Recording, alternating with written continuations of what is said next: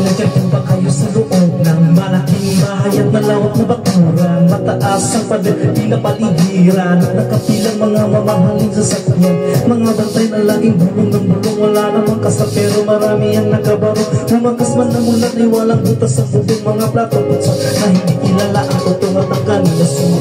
Gatas na nasa kahon at kahit na hindi paspas sa lamesa ay maya. Sarap siguro manirahan sa bahay na ganyan. Sabi pa nila ay dito mo rin matatagpuan ang tao na nagmamayari ng isang upuan. Kung may pagkakatao ay pinag-aagawan, kaya naman hindi niya pinagkakawalan. Nakikita ko lang siya ay aking sisigawan. Subukan nyo naman tumayo at baka matanaw ninyo ang tunay na kalagayan ko. Mawalang galang na po sa taong nakaupo. Alam nyo ba pagtakal ng bigas namin ay gipuno? Ang dingding ng bahay namin pinagtagpi-tagpiyero. Sa kati ay sobrang init at tumutunaw ng yero.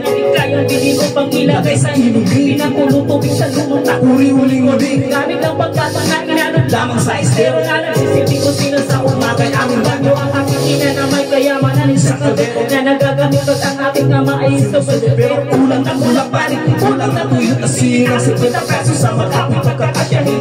Di ko alam kung talaga maraming harap tumatakas lang sa kako na nagbubulag-bulagan lamang po kayo. Dahil sa dami ng pera nyo, walang tungkol na makapagpapalinaw ng mata nyo. Kaya huwag kang masyadong halata.